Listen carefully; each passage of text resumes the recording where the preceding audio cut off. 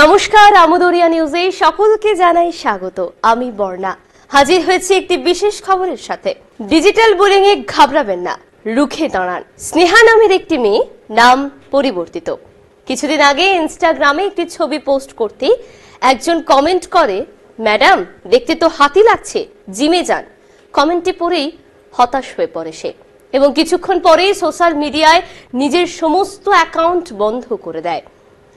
আমার আরেক বান্ধবী সানভি, এক্ষেত্রেও নাম পরিবর্তিত, সোশ্যাল মিডিয়ায় বেশ অ্যাক্টিভ।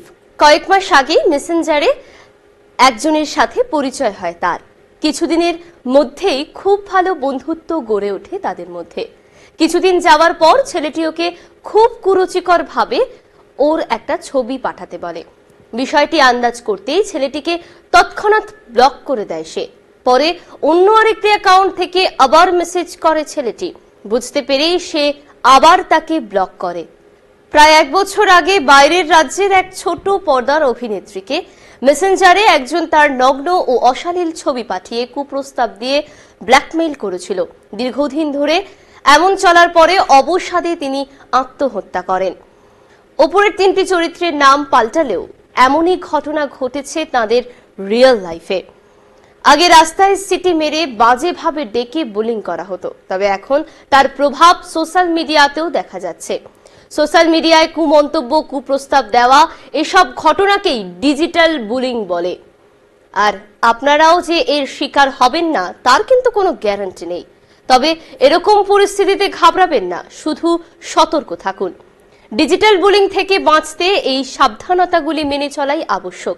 কোনো অপরিচিত ব্যক্তি কোনো অজানা লিংক, ছবি বা ভিডিও পাঠালে তাতে ক্লিক করবেন না।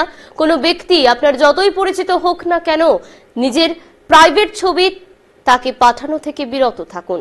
ছবি বা ভিডিওর কমেন্টে কুমন্তব্য এলে এড়িয়ে চলুন বা তার অ্যাকাউন্টটিতে রিপোর্ট করুন। মেসেজে কেউ কুপ্রস্তাব দিলে কোনো দ্বিধা ছাড়াই পরিবারকে জানান। বিষয়টি হাতের বাইরে যাচ্ছে মনে হলে অবশ্যই পুলিশের পরামর্শ নিন এবং পুলিশের কাছে যান। মনে রাখবেন, সাইবার অপরাধ মোকাবিলায় কড়া আইন রয়েছে। আপনার সোশ্যাল মিডিয়া অ্যাকাউন্টেও কেউ আপনাকে মানসিকভাবে আঘাত দিতে পারে এমন কোনো মন্তব্য করতে পারেন না। অশ্লীল মেসেজ, অশ্লীল ছবি দিয়ে যদি কোনরূপ কোনো বার্তা আপনার কাছে পাঠায় তবে তা শাস্তিযোগ্য অপরাধ। হ্যাঁ, সাইবার আইন অনুযায়ী কোনো ব্যক্তি আপনার ব্যক্তিগত জীবন বা সোশ্যাল প্রোফাইলে কোনো রকম হস্তক্ষেপ করতে পারবে না।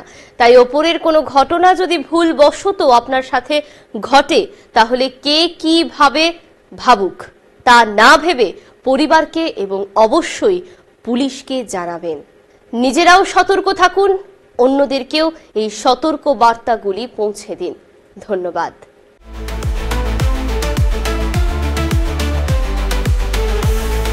আমোদরিয়া news, Voice of the Marginal.